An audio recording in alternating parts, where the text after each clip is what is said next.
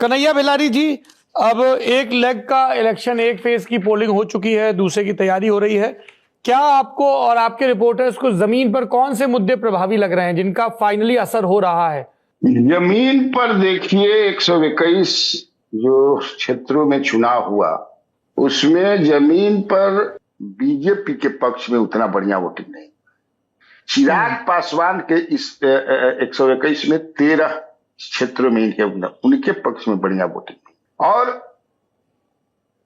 प्रशांत किशोर का मैंने कई क्षेत्रों में देखा कि उनका कलवाला में भी, आप देखिए कलवाला में मैं आपको बता दूं कि जैसे आपको जो है दरभंगा में आर.के. मिश्रा खेल बिगाड़ेंगे, सहरसा में किशोर कुमार मुन्ना खेल बिगाड़ेंगे, वहां से आई.पी. गुप्ता खड़ा है, समस्तीपुर में डॉक्टर विनोद खेला बिगाड़े, कुमरान में के.सी. सिन्हा खेला बिगाड़े, दीघा में बिट्टू सिंह खेला बिगाड़ेंगे। ये जनसुराज की मैं बात कर रहा हूं। इसमें मुजफ्फरपुर पूर्णिया भी जोड़ लीजिए। हाँ, वो भी आप जोड़ सकते हो, वहां मैं नहीं पर वहां भी बिगाड़ेंगे। जोकीहाट, जोकीहाट वहां मैं जोकीहाट नहीं गया हूं। सुगौली में जो उनके कैंडिडेट हैं, कोई झा है, क्या नाम है उनका, पूरा जो है महागठबंधन के लोग, चूंकि उनका टिकट नॉमिनेशन ही रद्द हो गया, जो वहां से थे शशि भूषण सिंह या क्या नाम था, सारे लोग लगे हुए हैं जनसुराज को जिताने में। हाँ, तो ये नहीं, जोकीहाट में इसलिए कह रहा हूं क्योंकि मैं वहां खुद गया था। तो तस्लीमुद्दीन के जो बड़े बेटे हैं सरफराज, जो कई बार विधायक रहे, तो इस बार सरफराज जनसुराज से हैं और शाहनवाज जो उनके दूसरे भाई हैं वो आरजेडी के टिकट पर मैदान में है। तो वहां पे सरफराज का पलड़ा थोड़ा सा भारी दिखा। हालांकि यहाँ एआईएमआईएम की सीट थी पिछली बार और शाहनवाज पिछली बार एआईएमआईएम की सीट पे जीते थे। तो ये इकलौती सीट है जहां पे वो एक मजबूत फाइट में हमें नजर आए। अब इसमें आपने सुगौली जोड़ा है। सुगौली है, जैसे मैं गया था गया शहर में धीरेन्द्र अग्रवाल इनके उम्मीदवार, धीरेन्द्र अग्रवाल इनके उम्मीदवार है।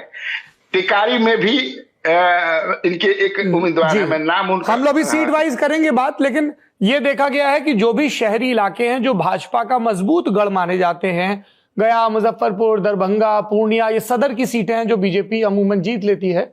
वहां पे इन सारी सीटों पर भारतीय जनता पार्टी जनसुराज की वजह से मुश्किल में पड़ी हुई, क्योंकि जनसुराज के कैंडिडेट्स की अपनी लोकप्रियता है और ये माना जा रहा है कि उनको जो टिकट मिलेगा उसमें एक बड़ा चंक जो है वो भारतीय जनता पार्टी के परंपरागत वोटर्स का, एनडीए के परंपरागत वोटर्स का होगा। हम राजदीप सरदेसाई जी का रुख कर रहे हैं। राजदीप जी, आप 4-5 दिन ही रहे और पटना के आसपास के ही इलाकों में घूमे हैं आप। जैसे आप बक्सर की तरफ गए, शाहाबाद वाला एरिया जो है, आप इधर नालंदा की तरफ भी गए, पटना भी रहे। व्हाट इज योर सेंस, क्योंकि आप लंबे अरसे से जा रहे हैं। जो कि डेमोग्राफिक बिहार का है युवाओं में मैंने देखा, जो अगर आप प्रशांत किशोर के साथ रोड शो पर जाते हैं तो 95% जो आपको मिलेंगे वो मेल होते हैं, पुरुष होते हैं। और इसी वजह से मुझे लगता है वो दोनों को डैमेज कर रहे हैं। वो भाजपा को कुछ इलाकों में डैमेज कर रहे हैं, लेकिन तेजस्वी को एक युवा वोट जो मुझे लगता है 2020 में कुछ हद तक मिला था, 10 लाख नौकरियों का जो वादा किया था, वो इस समय उससे जो इलेक्ट्रिसिटी, जो एक बस था तेजस्वी को लेकर, वो इस बार नजर उस लेवल पर नहीं आया और प्रशांत किशोर उस वोट को खींचने की कोशिश अपनी तरफ से कर रहे हैं। स्कूल का बस्ता छाप पर बटन दबाएं, जनसुराज को विजयी बनाएं।